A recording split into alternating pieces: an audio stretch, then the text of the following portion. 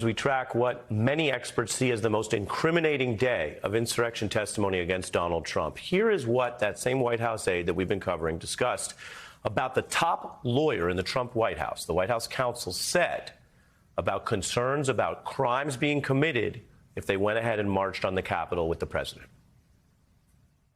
I saw Mr. Cipollone right before I walked out onto West Exec that morning, and Mr. Cipollone said something to the effect of, please make sure we don't go up to the Capitol, Cassidy. Keep in touch with me.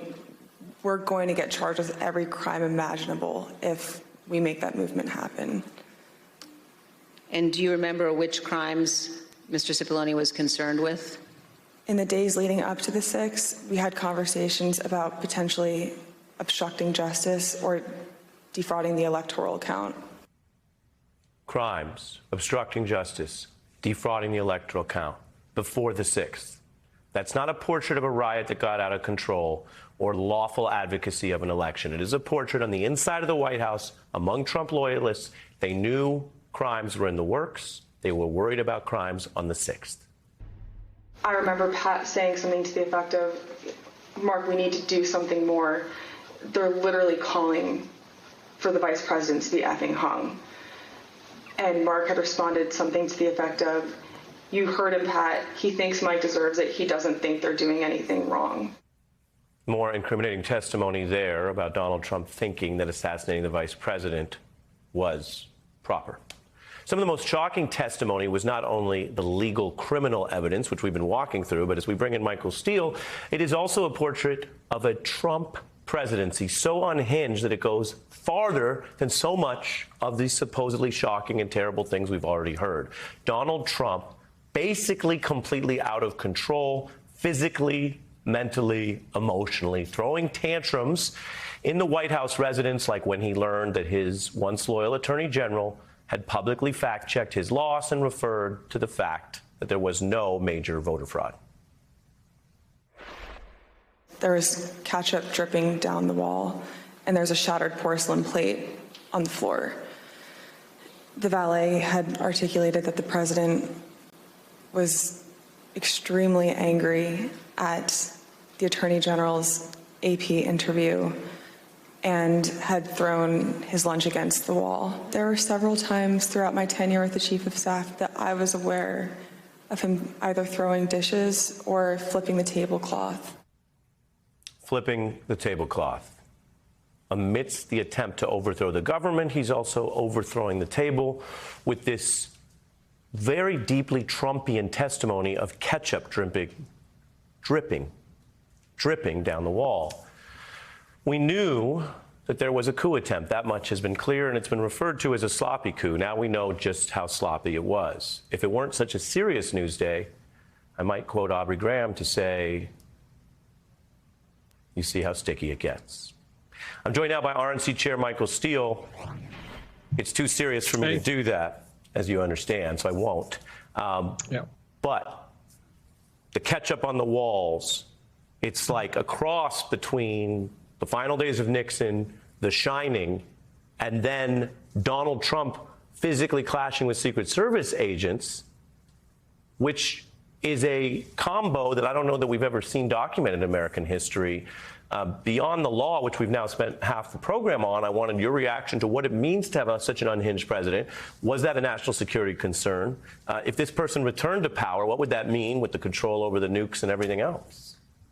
Well, it's obvious if he returned to power, we're all screwed. I mean, beyond screwed at this point. I mean, because he will have around him people who will be much more protective of his self-interest and self-image, who will, without hesitation or any, independent thought, do what he wants them to do. So we won't even go there. That's just not even something that's worth musing about at this stage, because the evidence coming out is so damning. Yes, we've all understood Donald Trump to be unhinged on a number of levels for a number of time, for a while. Now this is just further verification for a lot of that, Ari. Where I kind of where the scale tips for me is the Cipollones and the Mark Meadows, particularly Cipollone. No, we're not. Don't go up on the Hill that day. right? Because we could get charged with all kinds of crimes. State of mind, baby. State of mind.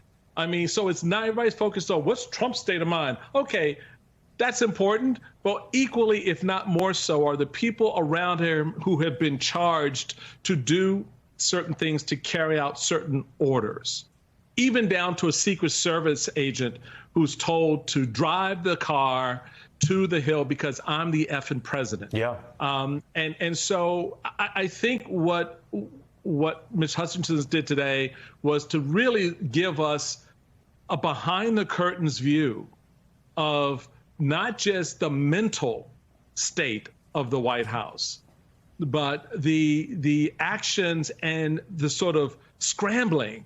Yeah, by, Michael, let's bear down on what you're saying. The scrambling in that moment, as someone who has been up close and personal, you remind folks, you ran the Republican Party. You know a lot of these individuals in various moments.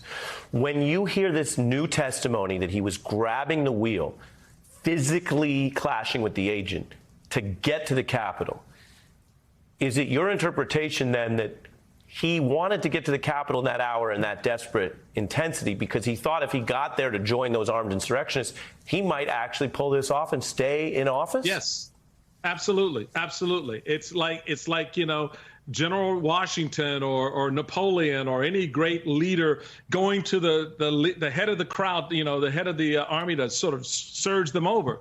And so for Trump, that mattered to him. But what, again, it goes back to that scrambling in the moment, trying, wanting to go to the Willard Hotel and being told not to, the president wanting going to the Hill and being told not to.